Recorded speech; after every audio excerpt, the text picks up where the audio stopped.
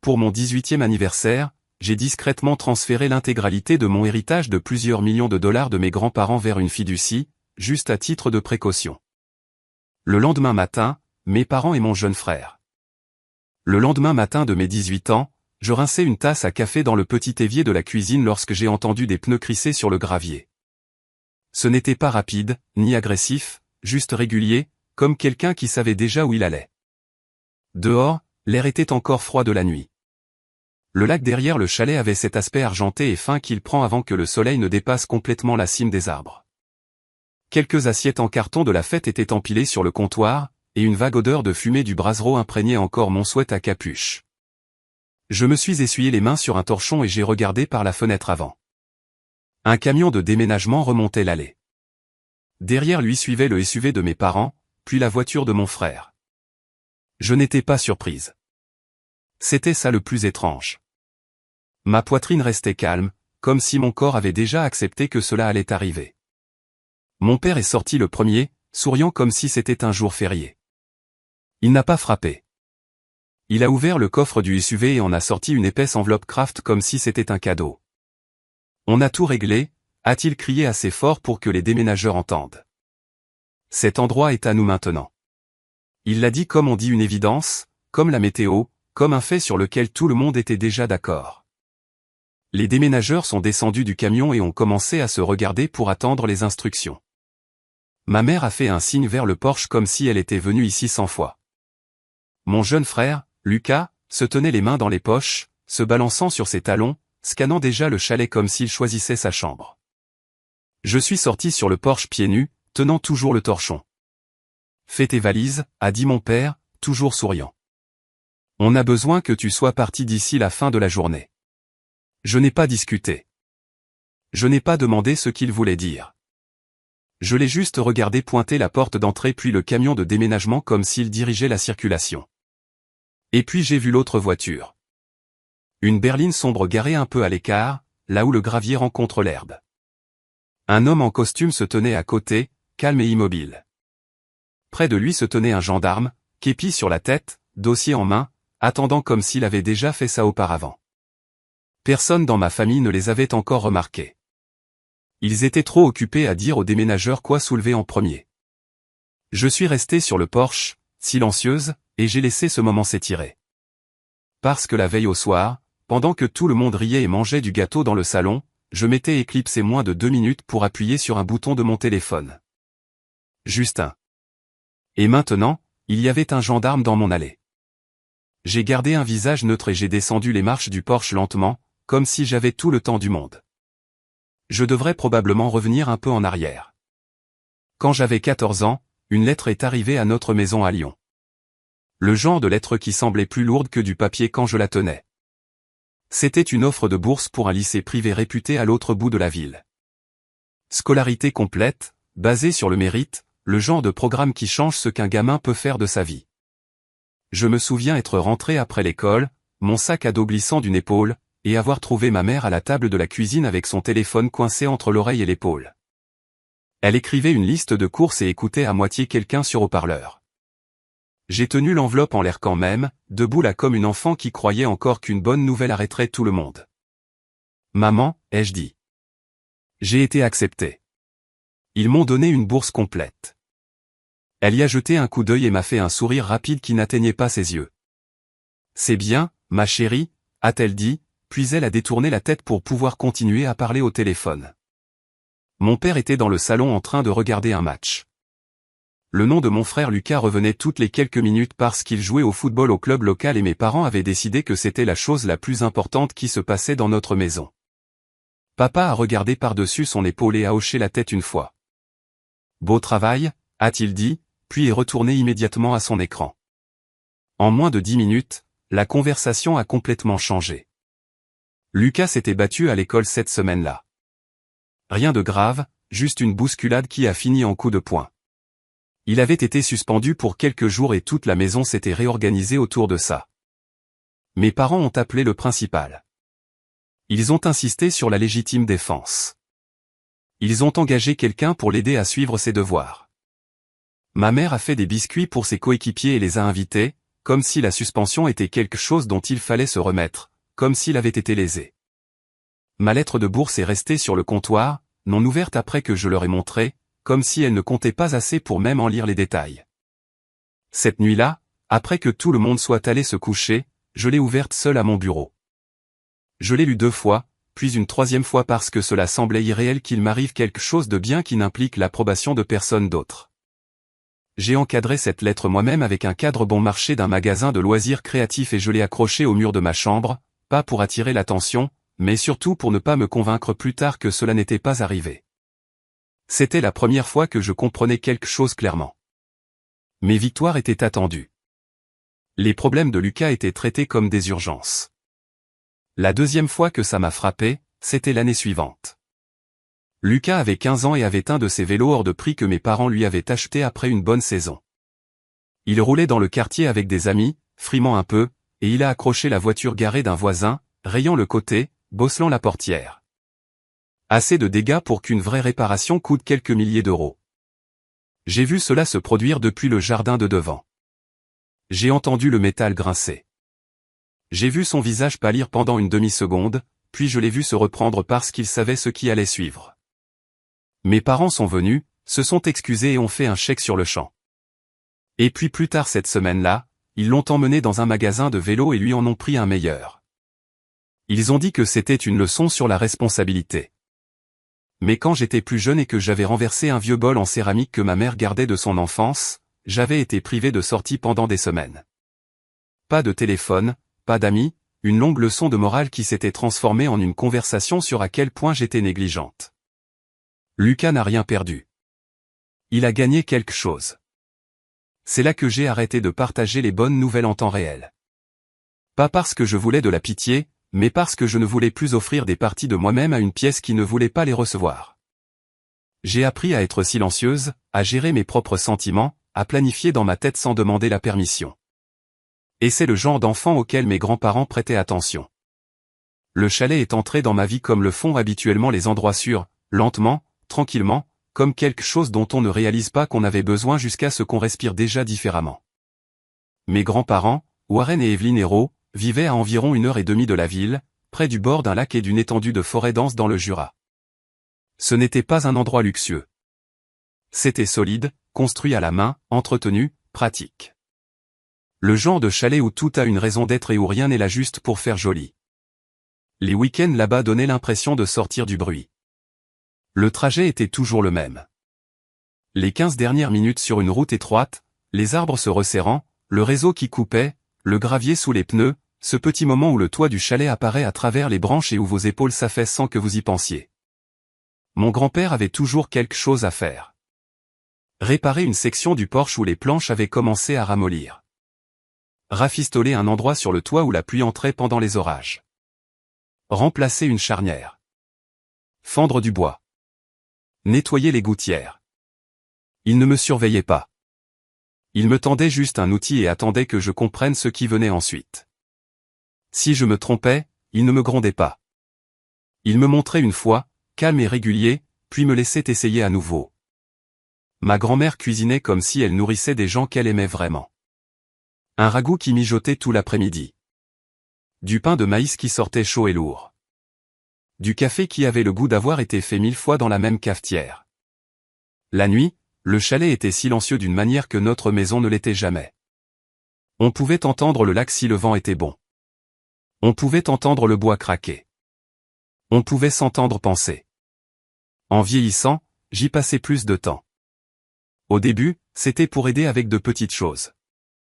Porter les courses, lire le courrier quand la vue de mon grand-père abaissait, les conduire en ville pour des rendez-vous, rester avec eux quand le temps devenait mauvais. Il n'en faisait jamais tout un plat. Il disait juste merci comme si ça comptait, et c'était le cas. Une nuit, tard à l'automne, mon grand-père était assis dans son fauteuil près de la cheminée. Le feu était bas. Ma grand-mère était allée se coucher tôt. Il a fixé les flammes pendant un long moment avant de parler. « Ton père » a-t-il dit sans colère dans la voix. « Il ne gère pas bien l'argent. » Il ne l'a pas dit comme une plainte, plus comme une observation. « Et ton oncle » a-t-il ajouté, parlant du frère aîné de mon père. « Il court toujours après la prochaine affaire, toujours sûr que le prochain coup réparera le précédent. Il a fait une pause, puis m'a regardé comme s'il mesurait quelque chose. « Tu es stable » a-t-il dit. « Tu finis ce que tu commences. » Je n'ai pas répondu. J'ai juste écouté. Puis il a dit, « Cet endroit te reviendra. » Tout. Le chalet, le terrain, les comptes. C'est décidé. Il n'a pas demandé ce que j'en pensais. Il n'a pas fait de discours. Il l'a juste énoncé comme s'il mettait quelque chose entre de bonnes mains. Je me souviens du poids de ce moment plus que des mots parce que ce n'était pas juste une propriété. C'était de la confiance. Quand ils sont tous les deux décédés à 1 an d'intervalle, cela n'a pas semblé dramatique. Cela ressemblait au monde qui changeait tranquillement sans demander si j'étais prête. Le testament a été lu dans le bureau d'un avocat au centre-ville. Les documents étaient clairs, précis, aucune confusion. Tout me revenait, pas divisé, pas partagé, pas à la famille, à moi. Après cela, la façon dont ma famille parlait du chalet a changé. Au début, ils ont fait semblant d'être tristes, puis ils ont fait semblant d'être pratiques. Puis ils ont commencé à agir comme si le chalet était un lieu familial, ce qui est une phrase que les gens utilisent quand ils veulent un accès sans responsabilité. Ils ont commencé à venir plus souvent. Mon père venait avec des suggestions d'entretien. Ma mère traversait les pièces et parlait de ce qui devrait être modernisé. Lucas prenait des photos du lac et parlait de la beauté que cela rendrait sur les réseaux sociaux. Mon oncle Rémi arpentait la limite de propriété avec son téléphone à la main, lisant des chiffres d'annonces immobilières, faisant des commentaires sur le prix de vente des endroits voisins. Les conversations dérivaient toujours vers le même point. Combien cela valait, à quel point le marché était chaud, à quel point il serait intelligent de vendre. Ils le disaient comme s'ils me protégeaient d'un fardeau. Mais ils n'ont jamais demandé ce que le chalet signifiait pour moi, pas une seule fois. Et au moment où j'ai eu 17 ans, je savais déjà que je devrais le protéger, de la manière dont mes grands-parents l'avaient protégé, calmement, légalement, complètement. L'avocat en qui mes grands-parents avaient confiance s'appelait Maître Daniel Mercier. Son bureau sentait le papier et le vieux café, et tout sur son bureau était empilé soigneusement, comme s'il ne croyait pas au chaos. Quelques semaines avant mon 18e anniversaire, je me suis assise en face de lui et j'ai écouté pendant qu'il m'expliquait à nouveau le plan. Une fiducie familiale irrévocable, ou une structure équivalente de gestion de patrimoine. L'acte du chalet transféré dedans, le terrain inclus, les comptes injectés dedans. Moi comme seul fiduciaire, c'était propre. C'était autorisé. C'était définitif. Il n'a pas essayé de me faire peur, mais il n'a pas adouci les choses non plus. Une fois que vous faites cela, a-t-il dit, votre famille pourrait mal réagir. J'ai hoché la tête parce que je le savais déjà. La nuit avant ma fête d'anniversaire, j'ai à peine dormi. Le chalet était plein de bruits familiers, mais mon esprit ne voulait pas s'apaiser. Je marchais de pièce en pièce, touchant le dossier d'une chaise, le bord d'une table, comme si je vérifiais que tout était encore réel. Le soir suivant, mes parents ont insisté pour qu'on célèbre ça là-haut. Ils ont présenté ça comme un moment en famille. Ils ont apporté de la nourriture, des décorations, un gâteau et beaucoup de bruit. Les gens riaient, les verres s'entrechoquaient. Ma mère insistait pour prendre des photos. Lucas mettait la musique trop fort. Mon père n'arrêtait pas de dire des choses comme « c'est le début de ton avenir ». À un moment donné, je me suis éclipsé comme si j'allais juste aux toilettes. Je suis allé dans le petit couloir, je me suis appuyé contre le mur et j'ai sorti mon téléphone. Maître Mercier m'avait dit que les documents seraient prêts au moment où j'aurais 18 ans. Signature numérique, horodatée, déposée immédiatement. Mes mains ne tremblaient pas. J'ai appuyé sur confirmer. Puis j'ai remis le téléphone dans ma poche et je suis retourné directement dans le salon comme si de rien n'était. J'ai souri quand quelqu'un m'a regardé. J'ai coupé le gâteau. J'ai dit « merci ». J'ai écouté. Et puis je suis allé me coucher avec le chalet de nouveau calme comme s'il retenait son souffle. Le lendemain matin, j'étais à l'évier en train de rincer une tasse à café quand le camion de déménagement est arrivé. Et maintenant, je me tenais au bord des marches du porche, regardant mon père diriger des étrangers vers les meubles de mes grands-parents comme s'ils les avaient toujours possédés. Je n'ai pas élevé la voix. Je ne me suis pas précipité. J'ai juste regardé au-delà de lui vers la berline sombre où Maître Daniel Mercier se tenait avec un dossier dans les mains, attendant à côté d'un gendarme. Puis je suis descendu du porche et j'ai marché sur l'allée de gravier pour les rejoindre. Et j'ai laissé ma famille continuer à parler quelques secondes de plus avant qu'ils ne réalisent que la journée n'allait pas se passer comme ils l'avaient prévu. Puis j'ai attendu. Daniel et le gendarme se tenaient dans cet espace calme où l'allée s'élargit juste avant que le gravier ne se transforme en terre battue. Daniel m'a fait un petit signe de tête. Rien de dramatique. La posture du gendarme était neutre, les mains détendues près de sa ceinture, les yeux prenant en compte le camion de déménagement, la rampe ouverte, les déménageurs hésitant avec un canapé à moitié orienté vers le porche. Je me suis arrêté à côté d'eux et j'ai gardé ma voix basse. « Bonjour », ai-je dit. Mon père parlait encore, toujours confiant, montrant la table à manger à travers la fenêtre avant comme s'il faisait l'inventaire. « Commencez par les trucs lourds », a-t-il dit à l'équipe.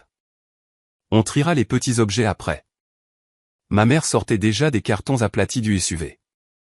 Elle avait un marqueur noir à la main et écrivait des étiquettes comme si elle avait fait ça 100 fois. Cuisine, linge de maison, chambre de Lucas. Lucas se tenait près du camion, souriant à l'un des déménageurs comme s'ils étaient coéquipiers. Daniel n'a pas encore parlé.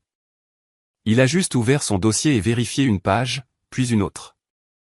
Cela ressemblait à une routine bien rodée, le genre de calme qu'on a que lorsqu'on sait que ses papiers sont solides. Le gendarme a légèrement déplacé son poids et a attendu. J'ai observé ma famille quelques secondes de plus. C'était comme regarder des gens répéter une pièce de théâtre où ils supposaient que le public applaudirait. Puis Daniel s'est avancé, sans se presser, et a parlé d'un ton clair et égal. « Monsieur Hérault », a-t-il dit. Mon père s'est retourné, agacé au début, comme quelqu'un dont on avait interrompu le programme. « Ouais », a-t-il répondu. « Je peux vous aider ?» Daniel a tendu la main poliment. Les mots ont atterri doucement, mais ils ont changé l'air. Le sourire de mon père s'est crispé. Il a regardé Daniel de haut en bas comme s'il décidait s'il pouvait le renvoyer.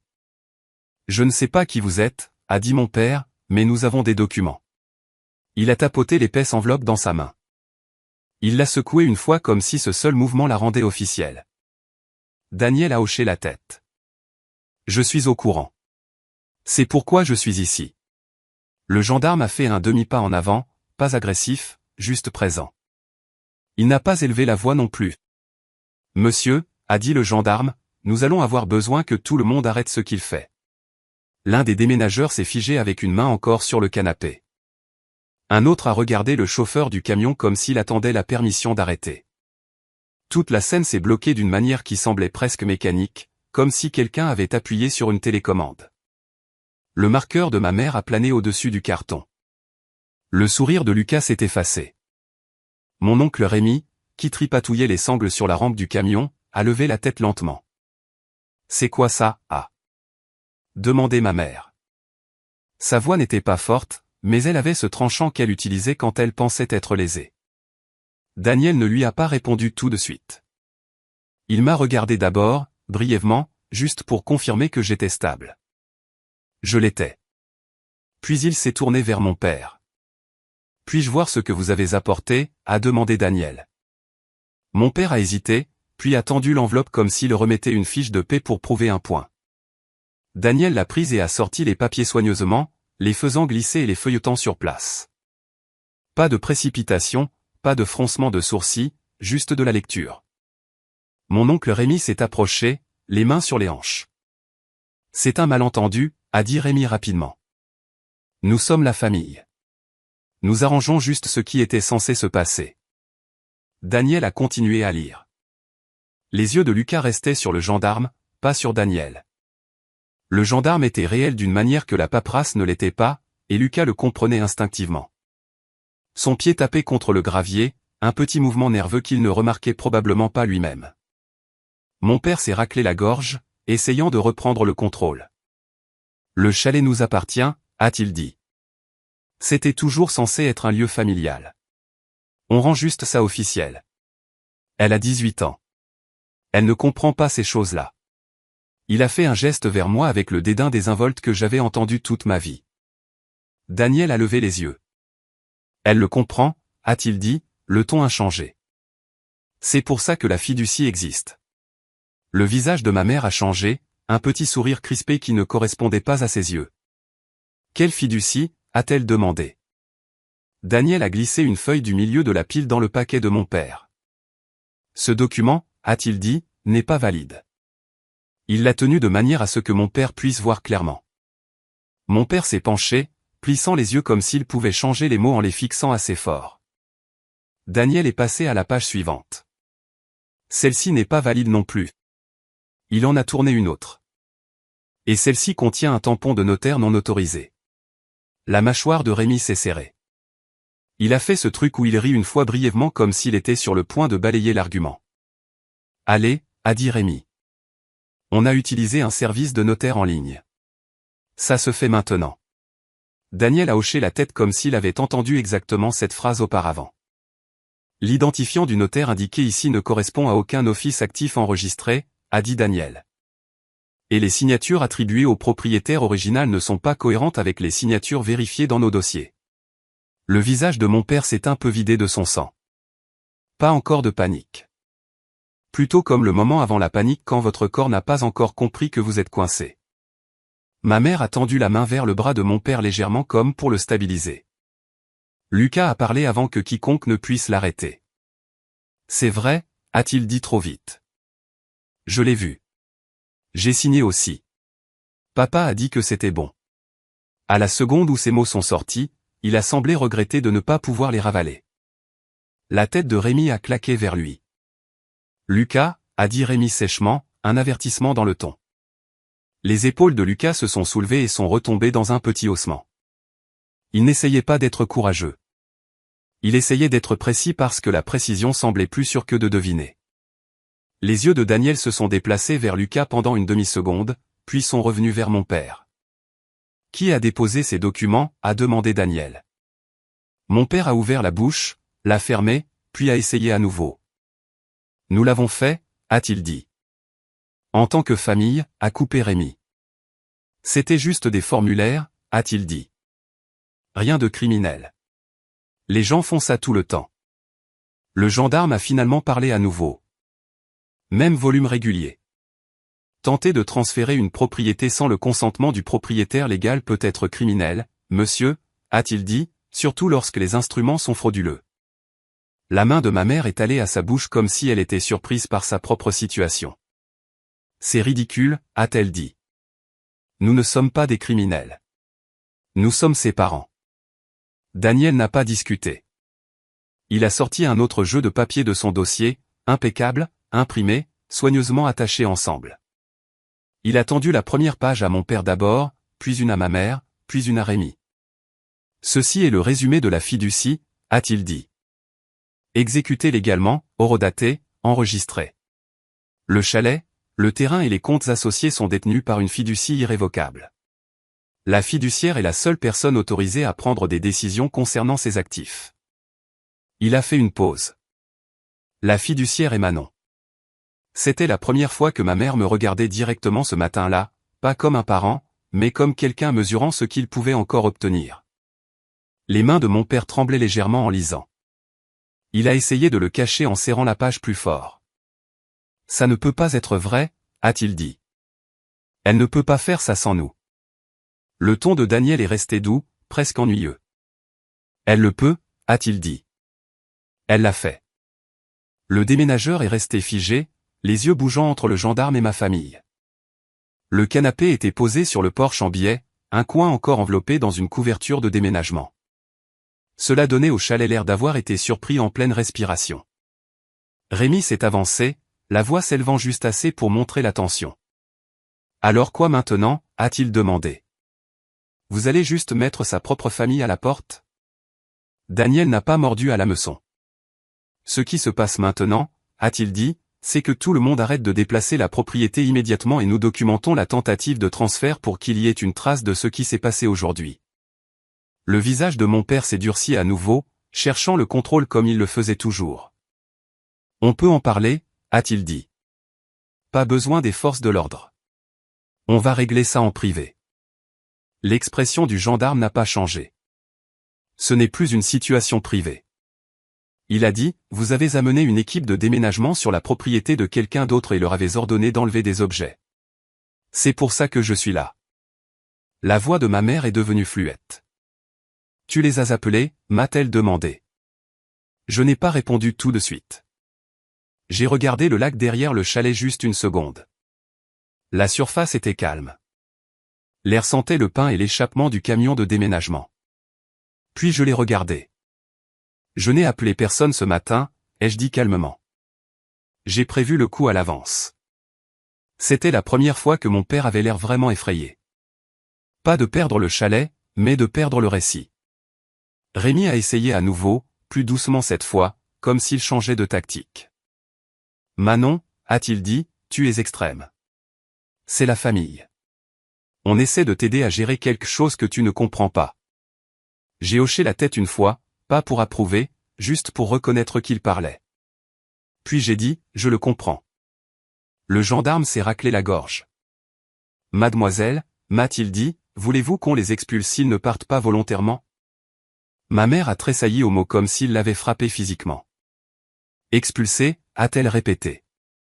Du chalet de sa propre famille. Je n'ai pas répondu à ça non plus. Je n'en avais pas besoin. Daniel s'est légèrement avancé vers moi, toujours silencieux. Il y a une autre pièce que vous devriez connaître, a-t-il dit à mon père en tapotant le bord de son dossier. Il ne s'agit pas seulement d'arrêter le déménagement d'aujourd'hui. Mon père l'a fixé. Daniel a sorti un deuxième document séparé du résumé de la fiducie. Il avait un en-tête en gras et un sceau du tribunal imprimé en haut. Il ne l'a pas agité. Il ne l'a pas dramatisé. Il l'a simplement tenu comme un fait. Ceci, a dit Daniel, est une notification préparée pour dépôt si nécessaire. Elle souligne la tentative de transfert frauduleux et demande des mesures de protection immédiates. La bouche de Rémi s'est ouverte, puis fermée. Il a reculé d'un pas. Lucas s'est affaissé sur un carton scotché près de la rampe du camion, les coudes sur les genoux, fixant le gravier comme s'il pouvait lui dire quoi faire. La voix de mon père est devenue toute petite sans qu'il le veuille. « Pourquoi ferais-tu ça ?» m'a-t-il demandé. « Après tout ce qu'on a fait pour toi. » Je n'ai pas discuté. Je n'ai pas listé d'exemples. Je n'ai pas défendu mon enfance dans l'allée. J'ai juste dit, parce que je sais comment ça se passe. Puis j'ai regardé Daniel. Dites-moi ce qui se passe ensuite, ai-je dit. Daniel a hoché la tête une fois. Étape par étape, a-t-il dit, et il a ouvert son dossier plus grand. Et c'est là que j'ai laissé la matinée ralentir, parce que les quelques minutes suivantes allaient décider de comment le reste de tout ça allait fonctionner. J'ai mis mon téléphone face contre terre dans ma poche et j'ai écouté. Daniel n'a pas bougé rapidement. Il n'en avait pas besoin.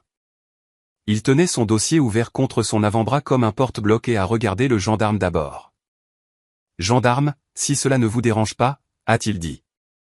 J'aimerais déclarer officiellement ce à quoi nous répondons. » Le gendarme a hoché la tête et a fait un demi-pas sur le côté, laissant de l'espace à Daniel. Daniel a élevé la voix juste assez pour que tout le monde entende, y compris les déménageurs.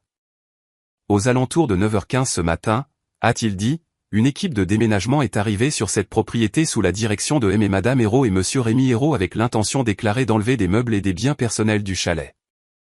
Ils ont présenté des documents prétendant avoir l'autorité de transférer le titre ou le contrôle de la propriété. Il a fait une pause et a regardé mon père. Ma demande, a dit Daniel, est que toute activité cesse immédiatement pendant que nous documentons cela et émettons une notification formelle. Mon père a essayé de l'interrompre. Daniel, a-t-il dit, utilisant le prénom comme si la familiarité pouvait adoucir la situation. On peut gérer ça. On n'a pas besoin que ce soit enregistré. Daniel n'a pas discuté le point. Il a juste continué. Le chalet et le terrain, a-t-il dit, sont détenus par la fiducie familiale Hérault, exécutée et financée hier à 19h43 au moment où la fiduciaire a atteint l'âge légal. La fiduciaire est Manon Hérault. Il a dit mon nom comme si c'était la partie la plus simple de la phrase. Ma mère a émis un son au fond de sa gorge. Moitié incrédulité, moitié colère. C'est insensé, a-t-elle dit. Elle a signé ça à une fête d'anniversaire. Je ne l'ai pas regardé. J'ai regardé les déménageurs. Ils ne me fixaient pas comme si j'étais puissante. Ils fixaient le gendarme et le sceau du tribunal et pensaient à leur travail et s'ils allaient être payés. L'un d'eux a doucement posé son dévidoir de scotch sur le pare-choc du camion. Un autre a reculé du Porsche, les mains ouvertes comme s'il ne voulait pas être impliqué. Daniel a jeté un coup d'œil à l'équipe de déménagement. « Messieurs, a-t-il dit. Vous n'avez pas d'ennui, mais j'ai besoin que vous arrêtiez de déplacer des objets jusqu'à ce que le gendarme vous autorise à partir. » Le chauffeur a hoché la tête rapidement. « Oui, monsieur, a-t-il dit. » C'était le premier basculement. Pas émotionnel, pratique. Tout s'est mis en pause parce qu'une tierce partie avait parlé. Mon père l'a remarqué aussi. Ses yeux se sont plissés alors qu'il regardait l'équipe se désengager de ses instructions. Il détestait perdre le contrôle devant des étrangers. Il s'est retourné vers moi. « Tu as appelé un avocat et un gendarme pour nous, a-t-il dit. » J'ai gardé ma voix égale. « J'ai appelé un avocat il y a des semaines, ai-je dit. Je n'ai appelé personne ce matin. » Ma mère s'est avancée, le marqueur toujours à la main comme un accessoire qu'elle avait oublié de poser.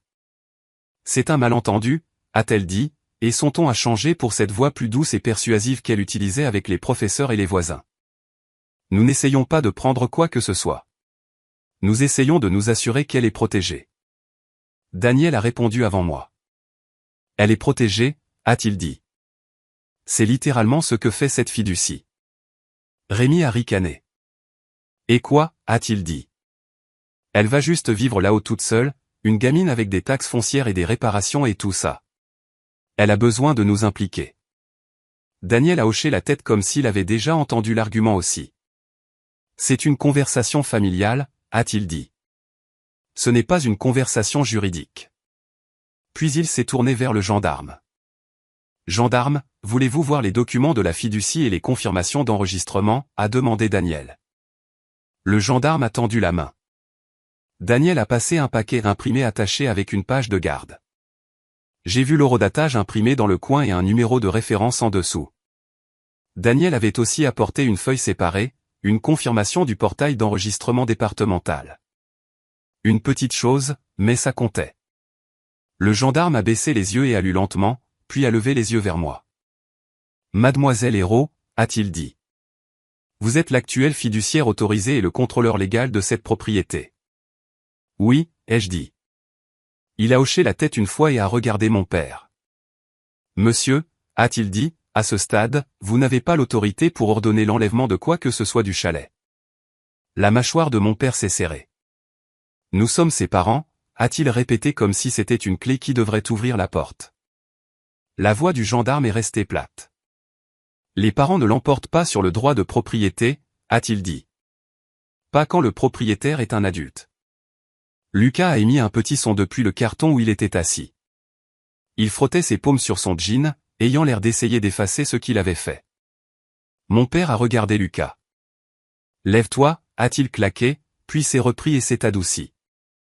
Lucas, viens ici. » Lucas n'a pas bougé tout de suite. Il a jeté un coup d'œil à ma mère, puis à Rémi, puis à moi, comme s'il essayait de comprendre dans quelle version de la réalité se tenir. Daniel l'a remarqué, mais il ne s'est pas adressé directement à Lucas. Il s'est tourné vers mon père et a levé le paquet de documents que mon père avait essayé d'utiliser. « Parlons de ceci, » a dit Daniel. Il a pointé une section. « Cette ligne de signature, » a-t-il dit, prétend être la signature de Warren Hérault. Ce n'est pas le cas. Rémi a ouvert la bouche, mais Daniel a continué sans élever la voix. Le tampon du notaire, a-t-il dit, indique un numéro de commission qui n'existe pas. Le nom du service référencé ici n'est pas enregistré dans l'annuaire national des notaires. Ma mère a cligné des yeux forts. Nous n'avons rien falsifié, a-t-elle dit rapidement. Nous avons utilisé un notaire en ligne. Rémi s'en est occupé. Il a dit que c'était légal. Rémi s'est raidi. Je n'ai rien falsifié, a-t-il dit défensivement. J'ai suivi les instructions. C'était un site web. Daniel a hoché la tête. Je suis sûr que vous avez fait ce que vous croyez être la voie la plus facile, a-t-il dit. Le problème est que la voie que vous avez prise n'est pas valide, et elle bascule dans l'exposition criminelle quand elle est utilisée pour tenter un transfert que vous n'êtes pas autorisé à faire. Le visage de mon père a rougi.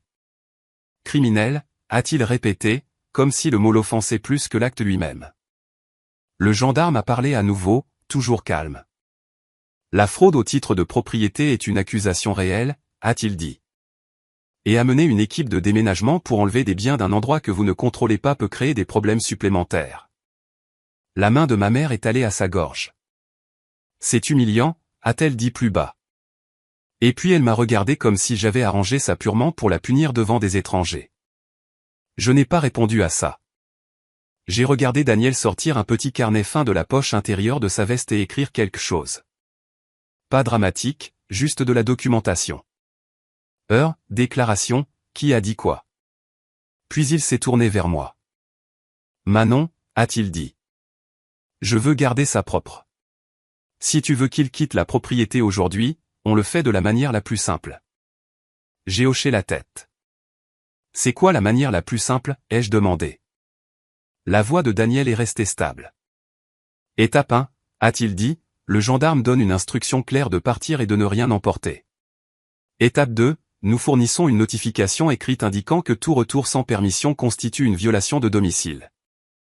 Étape 3, nous documentons ce qui s'est déjà passé, y compris les tentatives de documents de transfert, pour qu'il y ait une trace s'ils font escalader les choses plus tard. Il a dit ça comme une liste de contrôle, pas comme une vengeance. J'ai regardé ma famille pendant qu'il parlait. Mon père fixait le résumé de la fiducie, les yeux bougeant vite, essayant de trouver une faille. Ma mère continuait d'avaler sa salive, clignant des yeux comme si elle essayait de ne pas pleurer. Mais l'émotion n'était pas le chagrin. C'était le choc de perdre le contrôle. Les mains de Rémi étaient serrées sur ses côtés. Il ressemblait à quelqu'un dont le plan s'était effondré et qui cherchait un moyen de blâmer quelqu'un d'autre pour ça. Lucas était toujours sur le carton. Il n'avait pas l'air en colère. Il avait l'air petit. Mon père m'a regardé. Tu as planifié ça, a-t-il dit. Tu nous as piégés. J'ai gardé ma voix égale. Je l'ai protégé, ai-je dit. C'est tout. Ma mère a essayé un autre angle, plus doux encore. Manon, a-t-elle dit, chérie, parle-nous juste. On peut arranger ça. Tu n'as pas besoin d'une fiducie. On peut tous être sur l'acte ensemble. C'est juste. Le regard de Daniel s'est déplacé vers elle, puis est revenu vers moi, attendant de voir si je voulais parler. Je ne voulais pas. Pas encore. Parce que la vérité était que je leur avais déjà parlé pendant des années de 100 petites manières. Ça n'avait jamais rien changé. Je me suis tourné vers le gendarme. Gendarme, ai-je dit, je veux qu'ils arrêtent le déménagement et partent aujourd'hui. Pas d'argument, pas de marchandage. Le gendarme a hoché la tête une fois. Il a fait face à mon père, parlant clairement. Monsieur, a-t-il dit, vous devez donner l'ordre à votre équipe de déménagement d'arrêter et de commencer à remballer. Vous et votre famille devez quitter la propriété. Si vous refusez, vous pourriez être cité pour violation de domicile. Mon père a levé les mains légèrement, paume vers l'extérieur, comme s'il calmait une situation qu'il pensait encore pouvoir gérer. D'accord, a-t-il dit. D'accord, on va partir, mais ce n'est pas fini. Daniel a écrit à nouveau dans son carnet. Les yeux de ma mère se sont écarquillés. N'écrivez pas ça, lui a-t-elle dit paniquée. Il ne le pensait pas comme ça. Daniel n'a pas levé les yeux. J'écris ce qui a été dit, a-t-il répondu. Rémi s'est rapproché de mon père, baissant la voix, mais j'ai quand même entendu la dureté. Dis-leur juste d'arrêter, a sifflé Rémi. On réglera ça plus tard. Lucas s'est finalement levé. Il m'a regardé une seconde comme s'il voulait parler, puis a détourné le regard. Le déménageur a commencé à reculer vers le camion lentement, les mains prudentes, comme s'il quittait une scène qui pourrait devenir imprévisible. Mon père a appelé le chauffeur, la voix serrée. Arrêtez, a-t-il dit. On a fini. Remballez. Le chauffeur a hoché la tête rapidement, soulagé. Oui, monsieur, a-t-il dit. Un calme étrange s'est installé sur l'allée alors que la rampe était relevée et que les sangles étaient remises en place. Le son des cliquets semblait plus fort qu'il n'aurait dû. Daniel a tendu au gendarme une notification d'une seule page et le gendarme en a remis des copies à mon père, ma mère et Rémi. Ne revenez pas sans permission, a dit le gendarme. Si vous le faites, un appel sera passé. Ma mère a fixé le papier comme s'il était écrit dans une autre langue. Puis mon père m'a regardé à nouveau, et cette fois sa voix n'était pas en colère. Elle était froide. Tu crois que tes grands-parents voudraient ça, a-t-il demandé. Je n'ai pas répondu. J'ai regardé au-delà de lui vers le chalet, le porche, le lac derrière. Et puis j'ai dit la seule chose vraie qui comptait à ce moment-là. Ils ont choisi ça, ai-je dit. Mon père est resté là figé comme s'il voulait discuter, mais la présence du gendarme le contenait. Ma mère secouait la tête lentement. Le visage de Rémi était tendu et pâle. Lucas restait près du camion, silencieux, les yeux au sol. Les voitures ont commencé à faire demi-tour sur le gravier une par une, les pneus crissant, les moteurs vrombissant bas. Et alors qu'ils s'alignaient pour partir, Daniel s'est penché légèrement vers moi et a parlé doucement pour que seul moi puisse entendre. Il y a encore une chose, a-t-il dit. J'ai reçu un email hier soir juste après l'exécution de la fiducie. Il confirme ce que je soupçonnais sur le service de notaire qu'ils ont utilisé. Il a tapoté le dossier. C'est lié à un ensemble plus large de dépôts, pas juste ce chalet. Je l'ai regardé. Qu'est-ce que ça veut dire, ai-je demandé. Daniel n'a pas répondu immédiatement. Il a juste ouvert son dossier à une page imprimée et l'a tenu là où je pouvais voir l'entête. Puis j'ai lu les mots en haut, et mon estomac s'est noué d'une manière qui n'était pas de la peur. C'était de la reconnaissance parce que cela signifiait que cela avait été planifié depuis plus longtemps que je ne le pensais, et cela signifiait que nous n'avions pas fini. Puis j'ai attendu. Quand le dernier véhicule a disparu dans l'allée, l'air a semblé plus léger, comme si les bois avaient repris une pleine respiration. Le camion de déménagement était parti aussi. Le seul son qui restait était le vent du lac poussant à travers les pins et le clic doux du stylo du gendarme alors qu'il finissait ses notes. Daniel est resté à côté de moi près du bord du gravier, dossier coincé sous son bras. Le gendarme a levé les yeux. « Vous voulez me dire ce que vous voulez porter au dossier, mademoiselle ?» a-t-il demandé. J'ai hoché la tête une fois. « Oui, ai-je dit. » Juste les faits. C'était le moment où mon esprit a cessé de réagir et a commencé à organiser. Pas émotionnellement, pratiquement. Daniel et moi avons marché quelques pas loin du chalet pour que le gendarme puisse entendre clairement sans que nous ayons à élever la voix. Nous nous sommes tenus près de la vieille clôture en bois où mon grand-père avait l'habitude d'appuyer ses outils. Le gendarme a demandé des noms. Je les ai donnés. Il a demandé ce qu'ils avaient dit en arrivant. Je l'ai répété exactement dans l'ordre où c'est arrivé. Il a demandé s'ils avaient la permission d'enlever des biens. J'ai dit non. Il a demandé s'ils avaient présenté des documents. J'ai dit oui. Il a demandé si des objets avaient été enlevés. J'ai dit non. Et j'ai pointé vers le porche où le canapé était toujours posé en biais, à moitié emballé, intact. Il a hoché la tête et l'a noté. Pas de drame, juste un enregistrement. Quand il a fini, il m'a tendu une carte avec un numéro de dossier écrit dans le coin. S'ils reviennent, a-t-il dit, appelez le numéro ici. N'engagez pas la conversation. Je ne le ferai pas, ai-je dit. Il a légèrement incliné son képi vers Daniel. Maître, a-t-il dit, puis il est retourné à son véhicule. Alors que sa voiture s'éloignait dans l'allée, Daniel n'a pas bougé tout de suite. Il a attendu que le son ait disparu. Puis il a ouvert son dossier à nouveau et a sorti la page qu'il m'avait montrée, celle qui avait noué mon estomac. C'était une confirmation par email imprimée avec un en-tête d'une plateforme de notaire à distance. Rien d'élaboré, juste assez de structure pour paraître officiel. Daniel a pointé une ligne près du milieu. C'est le journal IP, a-t-il dit doucement. Et c'est l'empreinte de l'appareil. Ça lit la tentative de notarisation au même ordinateur portable qui a déposé les formulaires de transfert. Je l'ai fixé une seconde. Donc, c'est traçable, ai-je dit. Oui, a-t-il répondu. Très. Il a tourné la page suivante. Une capture d'écran d'une file d'attente de dépôt. Il y a eu plusieurs soumissions, a-t-il dit. Pas juste un paquet. Ils ont essayé différentes versions, différentes dates, différents noms. C'est pourquoi j'ai dit que ce n'est pas seulement à propos du chalet. J'ai gardé ma voix stable. Qu'est-ce qu'ils ont essayé de déposer d'autre, ai-je demandé. Daniel n'a pas deviné. Il n'a pas spéculé. Il a tapoté la page. Deux choses qui comptent, a-t-il dit. Premièrement, un instrument de type privilège qui obscurcirait le titre de propriété.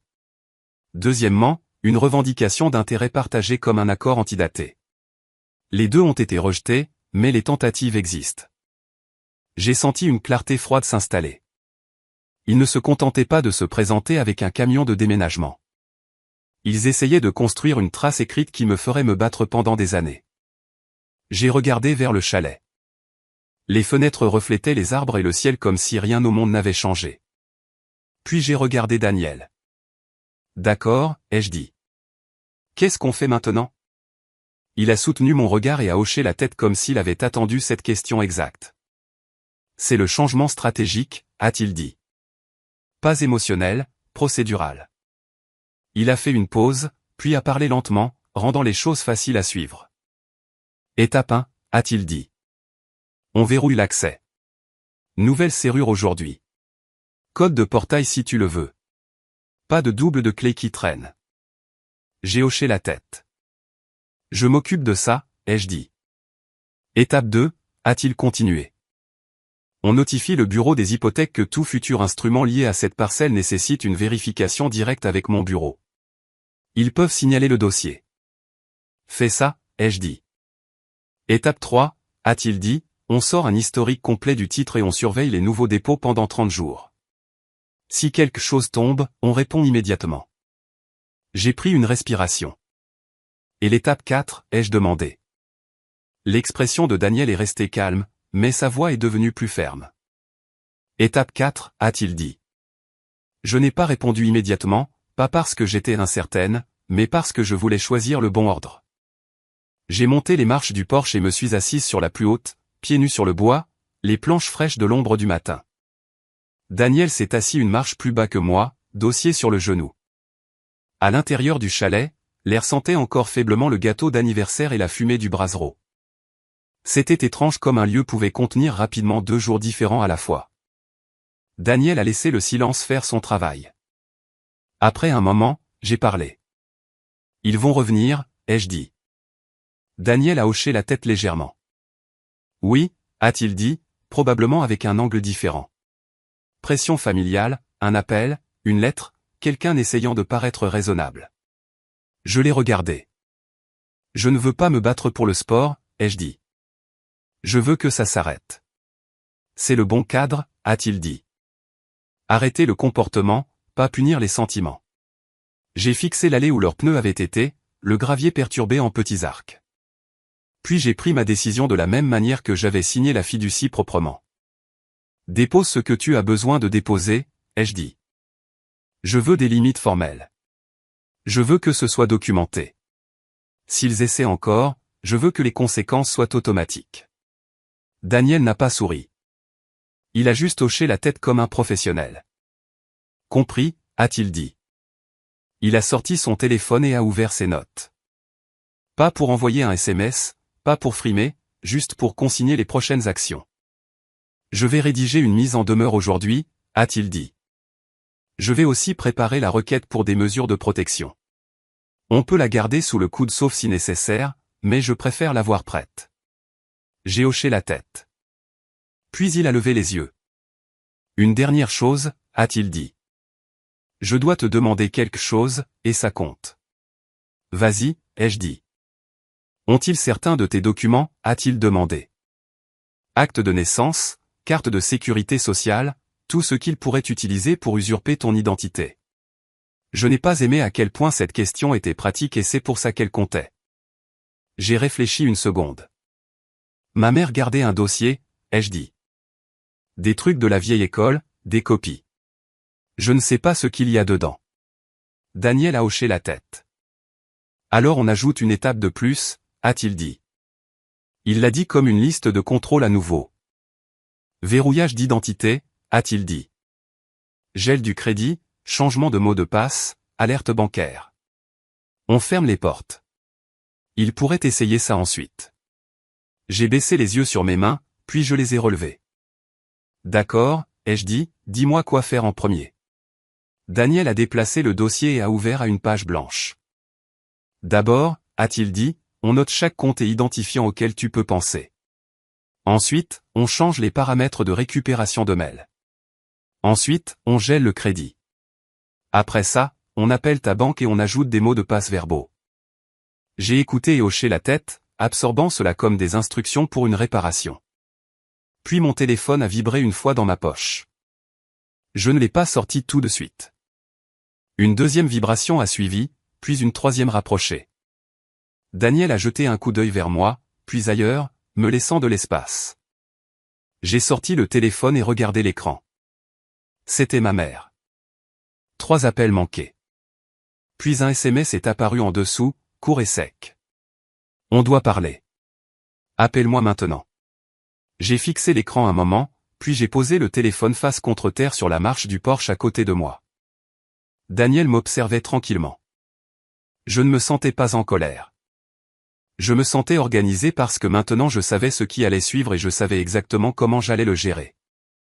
Puis je me suis levé, je suis entré dans le chalet et j'ai tendu la main vers le vieux téléphone fixe monté sur le mur de la cuisine. Il n'avait pas sonné depuis des années, mais j'avais le sentiment qu'il était sur le point de le faire. Puis j'ai attendu. Le téléphone fixe a sonné environ 10 minutes plus tard. Ce n'était pas fort, juste une sonnerie aiguë et démodée qui a coupé le silence comme si elle avait attendu une raison d'exister à nouveau. Daniel a levé les yeux de la table du porche où il triait des papiers, et je suis resté dans l'embrasure de la porte de la cuisine une seconde, laissant le son se répéter. Je ne me suis pas précipité. J'ai décroché le combiné à la deuxième sonnerie. « Allô » ai-je dit. La voix de mon père est venue à travers, tendue et contrôlée, comme s'il essayait de paraître calme pour quelqu'un qui écoutait. « On ne fait pas ça par téléphone » a-t-il dit. « Tu dois descendre en ville maintenant. » J'ai gardé mon ton égal. « Je ne vais nulle part » ai-je dit. Une pause.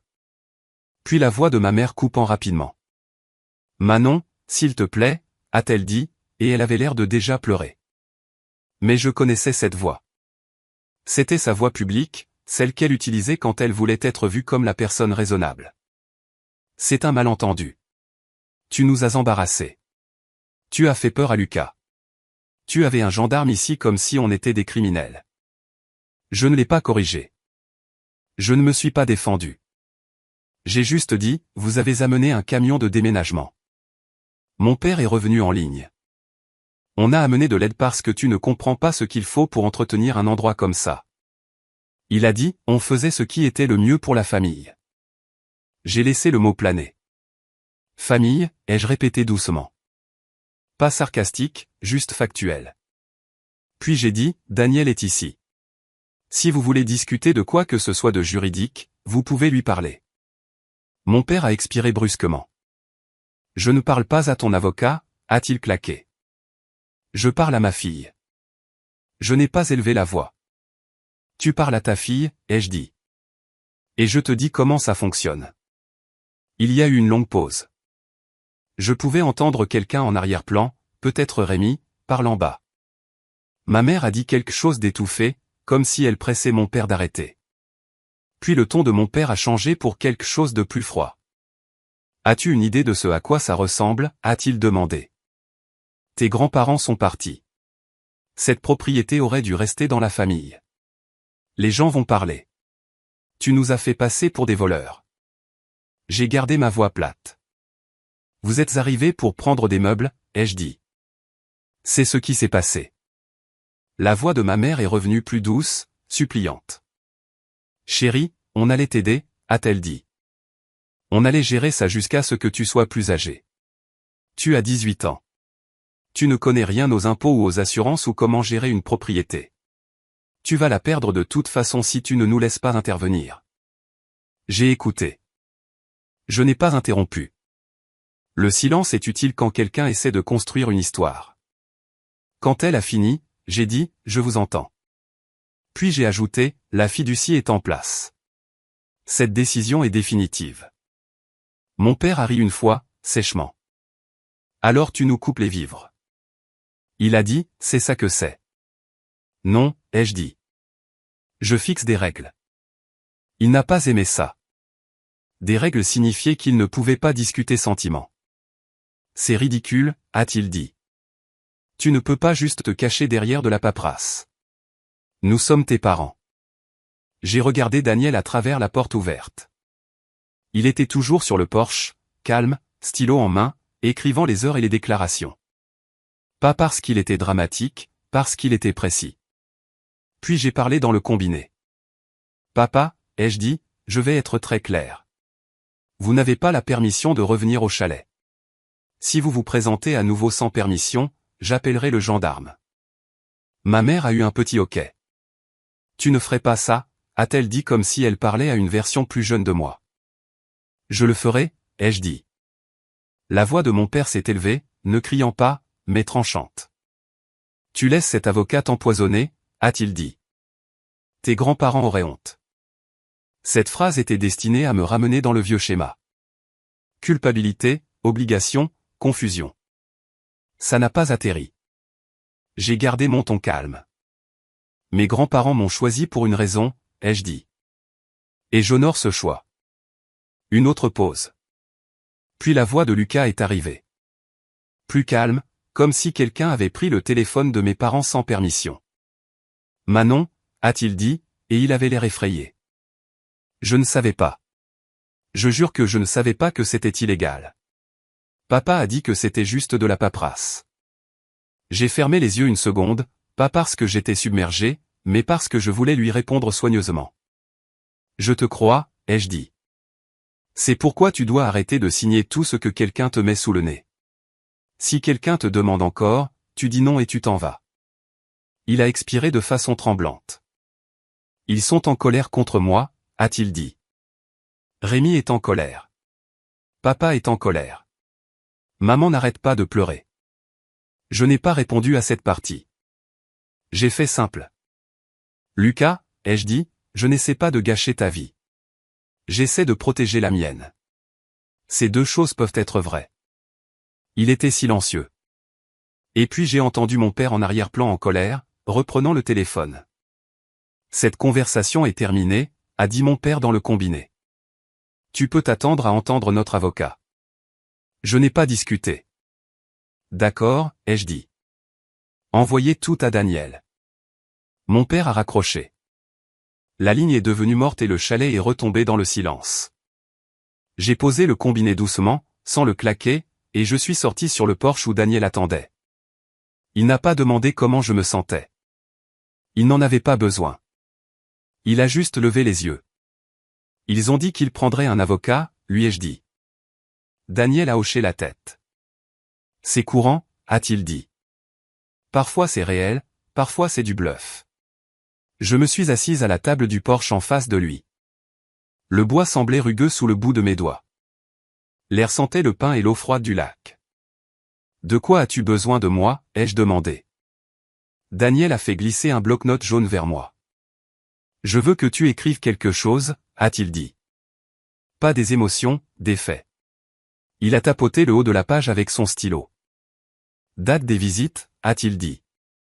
Ce qu'ils ont dit sur la vente, tout SMS sur le partage ou la division des profits, toute mention de paperasse avant aujourd'hui, tout ce que tu as sauvegardé.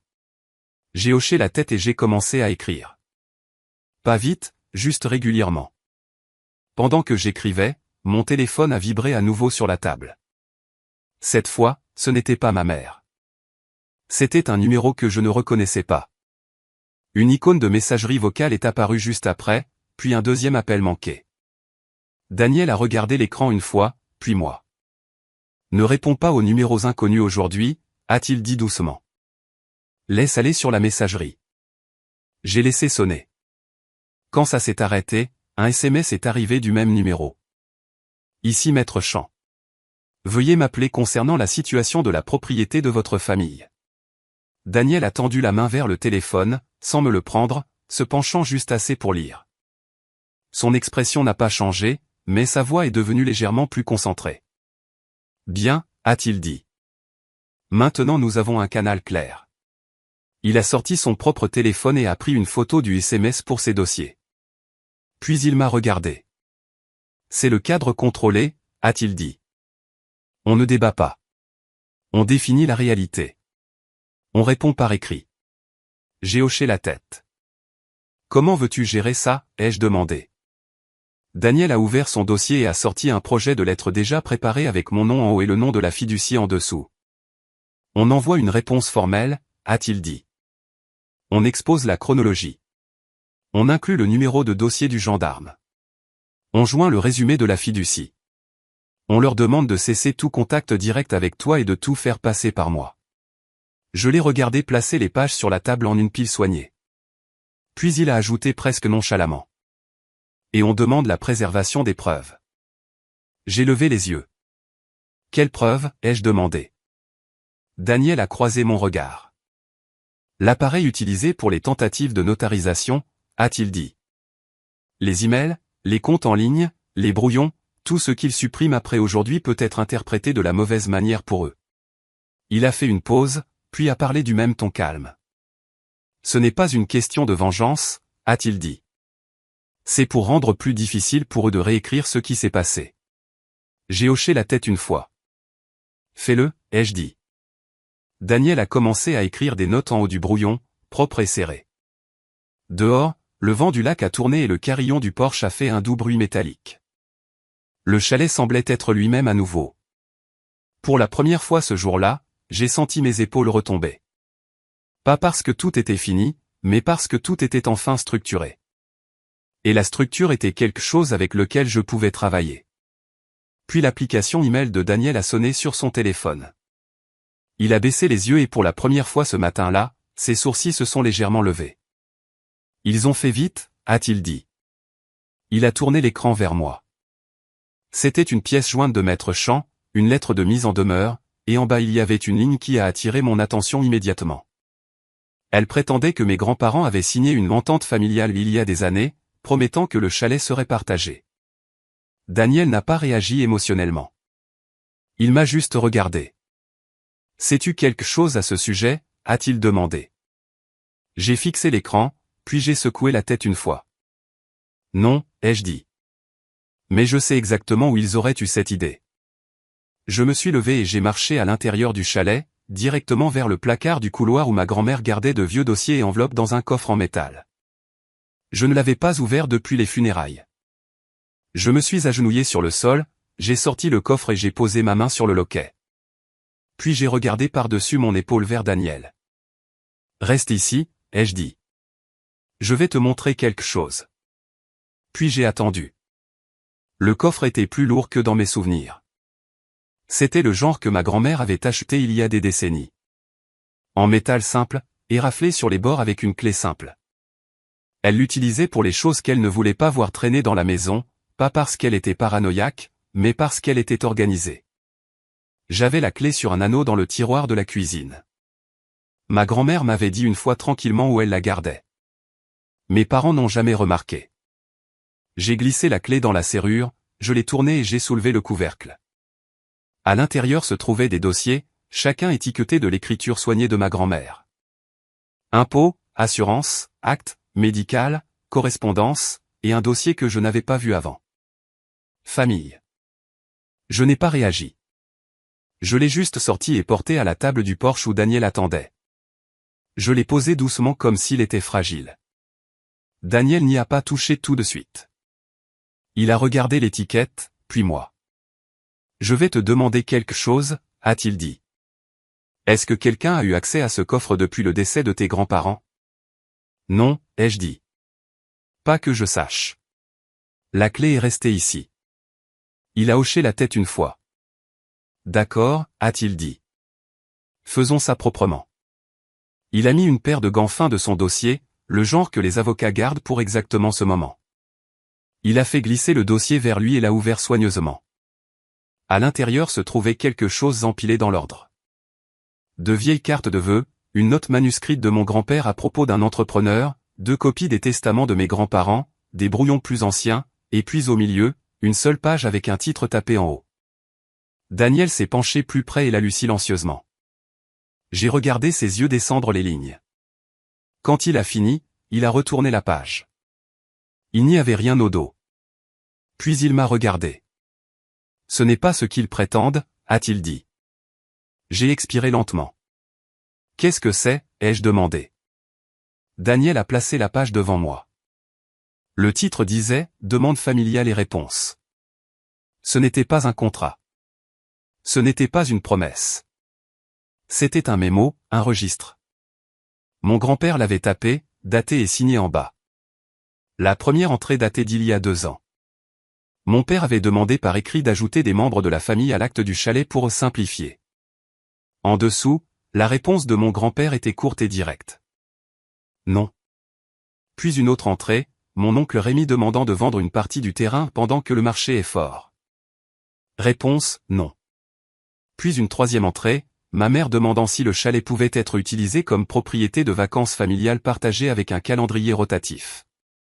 Réponse, non. Chacune avait une date. Chacune avait une ligne que mon grand-père écrivait à la fin. Cohérente à chaque fois. J'ai senti ma mâchoire se serrer. Pas de colère, de certitude. Daniel a tapoté le bas de la page. Ils essaient de transformer ça en entente familiale, a-t-il dit. Mais c'est le contraire. C'est un refus documenté. Il a levé la lettre de mise en demeure que Maître Champ avait envoyée et a comparé le langage. Ils prétendent que vos grands-parents ont promis une propriété partagée, a-t-il dit. Nous pouvons maintenant prouver que vos grands-parents ont refusé à plusieurs reprises cette demande exacte. J'ai hoché la tête une fois. C'est pour ça qu'ils agissaient avec autant de confiance, ai-je dit. Ils supposaient qu'il y avait quelque chose ici qu'ils pouvaient déformer. L'expression de Daniel est restée calme. Ou ils supposaient que tu ne regarderais pas, a-t-il dit. Il a continué à trier le dossier. Il a trouvé une deuxième page manuscrite au stylo de ma grand-mère. Elle listait deux noms, l'un après l'autre, avec de courtes notes à côté. Marc essaie de culpabiliser. Rémi essaie de presser. Daniel n'a pas fait de commentaire.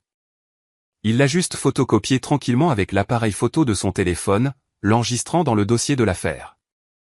Puis il a trouvé quelque chose d'autre. Une petite enveloppe non scellée avec mon nom écrit dessus de l'écriture de ma grand-mère. Daniel ne l'a pas ouverte. Il me l'a tendue. Je l'ai tenue une seconde avant de la déchirer soigneusement.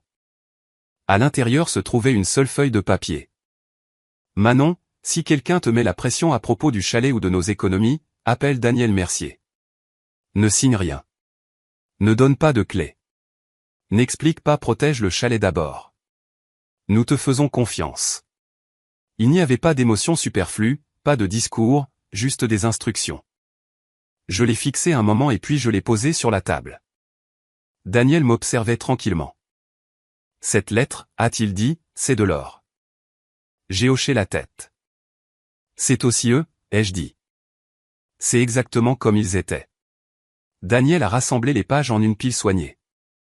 Voici ce qui se passe maintenant, a-t-il dit. On répond à Maître Champ aujourd'hui avec des pièces jointes. On leur donne le résumé de la fiducie, le numéro de dossier du gendarme, et ce mémo. On demande aussi qu'ils retirent la lettre de mise en demeure. Et s'ils ne le font pas, ai-je demandé. Le ton de Daniel est resté stable. Alors on dépose, a-t-il dit. Injonction, jugement déclaratoire confirmant la fiducie, frais, et selon ce qu'on peut prouver de ces journaux de notaire, potentiellement un renvoi pour enquête. Je n'ai pas tressailli. D'accord, ai-je dit. Daniel a rédigé la réponse juste là à ma table de Porsche, ordinateur portable ouvert, le vent du lac bougeant les coins du papier. Il a fait court et factuel. Pas d'insulte, pas d'accusation, juste de la structure. Il a inclus une chronologie. 4 février, fiducie exécutée à 19h43. 5 février, tentative d'enlèvement et présentation d'instruments frauduleux. Gendarme présent, numéro de dossier inclus. 5 février, lettre de mise en demeure reçue prétendant une entente familiale contredite par un mémo daté des défunts. Il a joint le mémo et la note de ma grand-mère. Puis il l'a envoyé. Nous n'avons pas attendu longtemps. Maître Champ a répondu en moins de 2 heures. Le téléphone de Daniel a sonné et il a lu tranquillement, puis a tourné l'écran vers moi. Ce n'était pas des excuses. C'était une retraite déguisée en professionnalisme. Champ a écrit que ses clients avaient peut-être été mal informés sur des accords antérieurs et qu'il retirait toute revendication de propriété partagée en attendant un examen plus approfondi. Il demandait du temps. Il demandait une pause. Daniel a répondu avec une phrase. Il n'y aura aucun contact direct avec Mademoiselle Hérault. Toute communication passe par le conseil. Tout retour sur la propriété sans permission écrite sera traité comme une violation de domicile. Cette partie comptait plus pour moi que la formulation juridique. Parce que ça voulait dire que l'étape suivante était prévisible. Prévisible et gérable. Pourtant, Daniel n'a pas traité ça comme fini. Il a ouvert un deuxième document et l'a fait glisser sur la table. Ceci est la liste de contrôle du gel de crédit, a-t-il dit. On le fait maintenant, pas parce que je pense qu'ils voleront ton identité, mais parce qu'ils ont déjà montré qu'ils essaieront des raccourcis. Nous avons passé l'après-midi à travailler dessus. J'ai appelé ma banque et ajouté une phrase de passe verbale. J'ai mis à jour les paramètres de récupération de mails. J'ai changé les mots de passe pour tout ce qui pouvait toucher au registre de propriété, aux services publics, aux assurances. Daniel a déposé une notification auprès du bureau des hypothèques demandant une vérification accrue pour tout futur dépôt lié à la parcelle. Pas une garantie, mais un signal d'alarme. Puis il a placé une dernière chose sur la table. Un simple modèle de notification d'interdiction d'accès déjà rempli avec les noms, la description de la propriété et le numéro de dossier. Tu n'as pas à l'utiliser, a-t-il dit. Mais s'ils reviennent, tu le leur remets et tu appelles le gendarme. Pas de conversation. J'ai hoché la tête. Tard ce soir-là, après que Daniel soit redescendu de la montagne, j'ai parcouru le chalet avec un petit carnet et j'ai fait une liste comme mon grand-père l'aurait fait. Serrure de la porte d'entrée, remplacée. Serrure de la porte arrière, remplacée. Loquet de fenêtre, vérifié. Chaîne du portail, renforcée. Caméras extérieures, installées.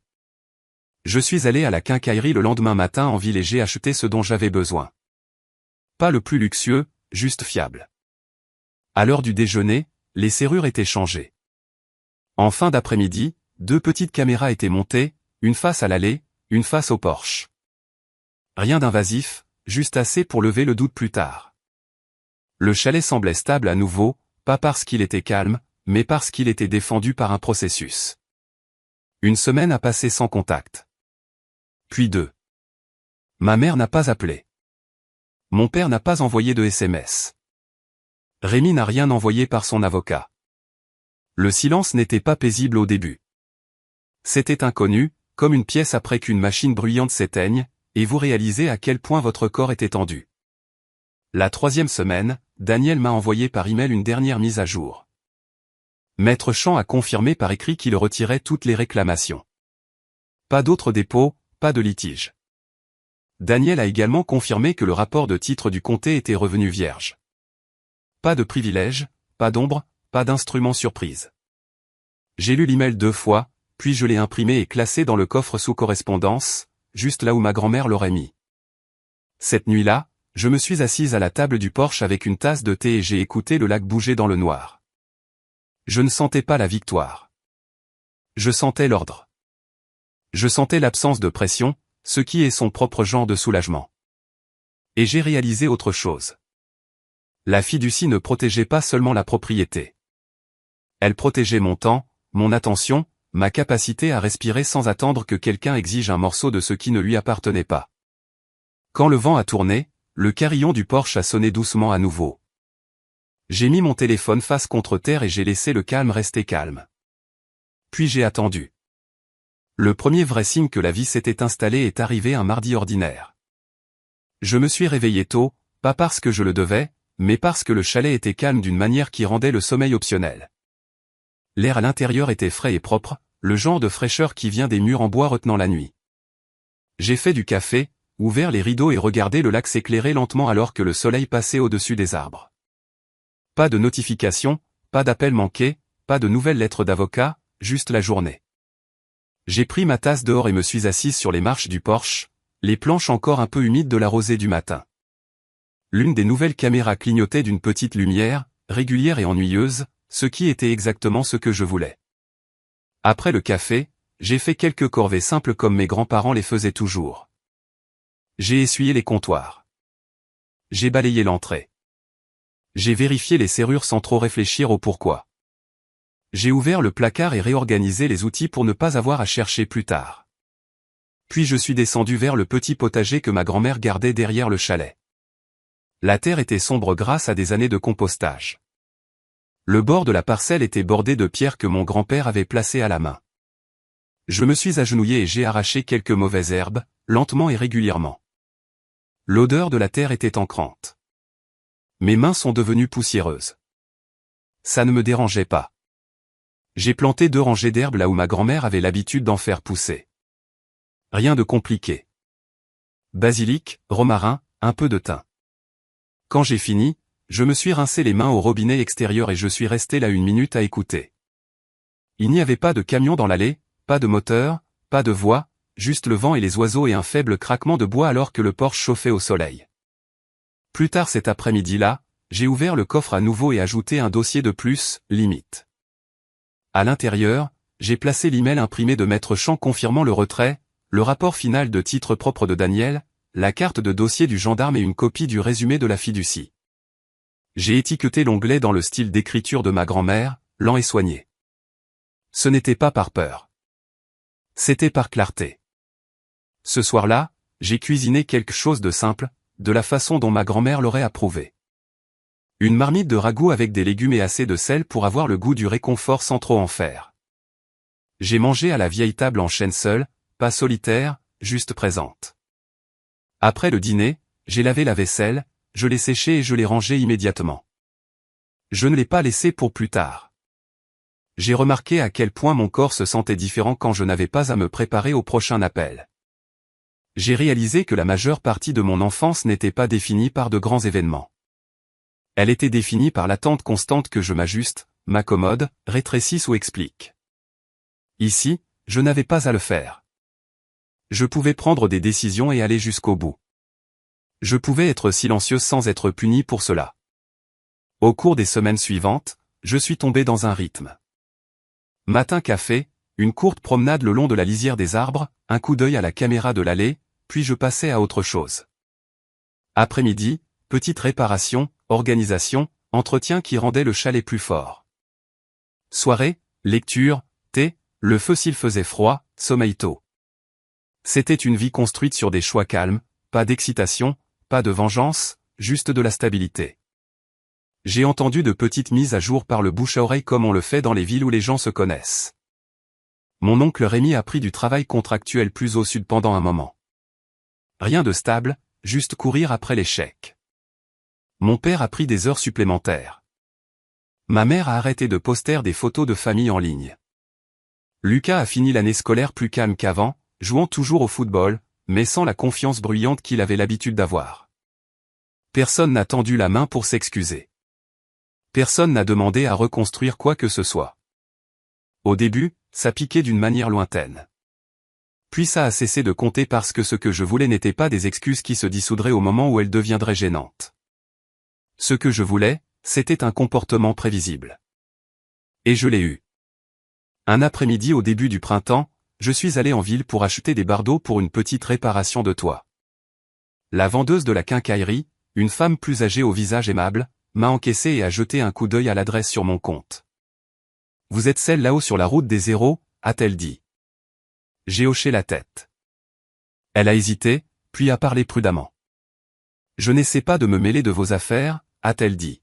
« Mais vous avez fait la bonne chose en vous protégeant. » N'ai pas demandé comment elle savait. Dans des endroits comme celui-ci, les gens savent. J'ai juste dit « merci ». Quand je suis rentré au chalet, j'ai porté les fournitures à la remise et j'ai trouvé une note pliée coincée entre les publicités et la boîte aux lettres. Ce n'était pas de mes parents. C'était d'un voisin que je connaissais à peine, un homme qui vivait 2 routes plus loin. Il écrivait en lettres majuscules comme s'il ne voulait pas que son écriture soit mal comprise. Il disait qu'il avait entendu parler de ce qui s'était passé et il demandait si je connaissais un bon avocat. Il ne disait pas grand-chose d'autre, mais la signification était claire. Quelqu'un d'autre faisait face à la pression familiale, aussi. Je suis resté à la boîte aux lettres un moment et j'ai regardé en bas de la route, silencieuse, laissant cela pénétrer. Ça m'a rappelé que cette situation n'est pas rare. Elle reste juste cachée parce que les gens ont honte d'admettre qu'ils ont besoin de limites avec leur propre famille. J'ai rentré la note à l'intérieur, l'ai placée sur la table du porche et j'ai fait un petit plan dans ma tête. Je lui donnerai le numéro de bureau de Daniel, et je garderai ça simple. Pas de conseil au-delà de ça, juste une direction. Parce que parfois l'aide n'est pas un discours. C'est un nom de contact, un processus, une prochaine étape. Cette nuit-là, je me suis assise sur le porche avec du thé à nouveau, regardant la dernière lumière s'estomper sur le lac. Le chalet ne ressemblait pas à un prix. Il ressemblait à une responsabilité que je pouvais réellement porter. Et il ressemblait au premier endroit de ma vie où les règles avaient du sens.